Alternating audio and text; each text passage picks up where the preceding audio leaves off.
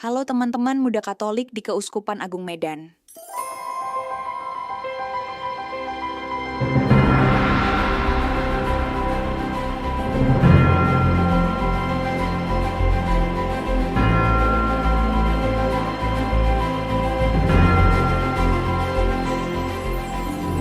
Kemarin, sejak tanggal 27 hingga 29 Januari 2025, Komisi Kepemudaan menyelenggarakan Lokakarya Penyusunan Rencana Strategis Law.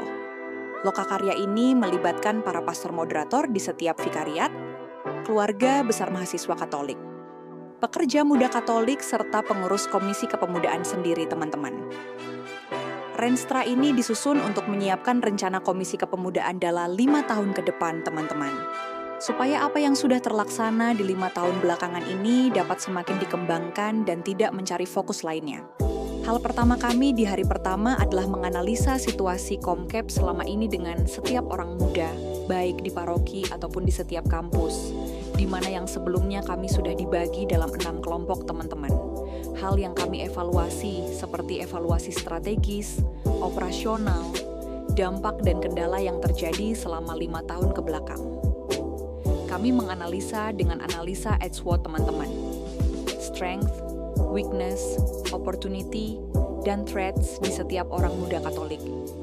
Setelah kami selesai menganalisanya, kami bawakan dalam kelompok besar untuk didiskusikan kembali guna mendapatkan hasil SWOT yang lebih realita dengan situasi seluruh OMK berdasarkan paradigma setiap kelompok.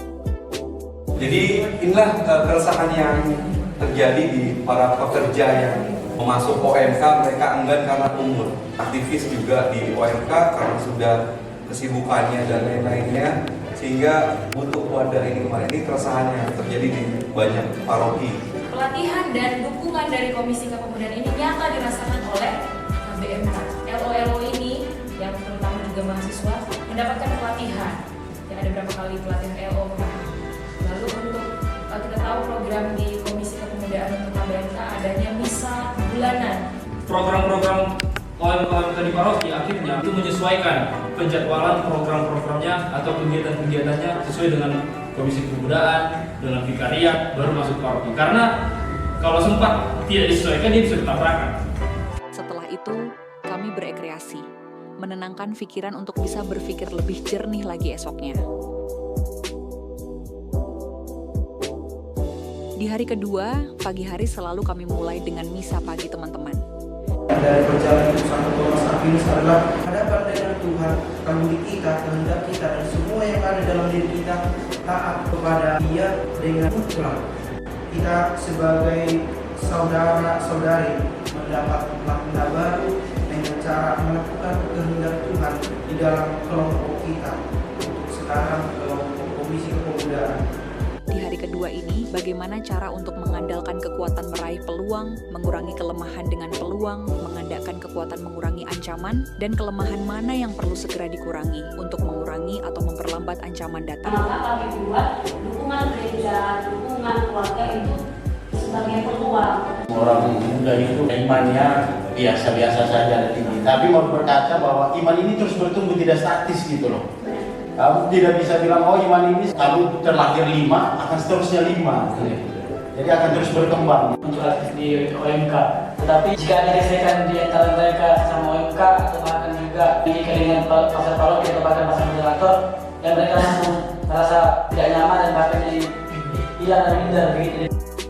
Di akhir hari, seperti kemarin, kami berekreasi sekaligus perpisahan dengan Kakak Mariawati Sitanggang yang akan berangkat ke Bandung karena mendapatkan pekerjaan baru.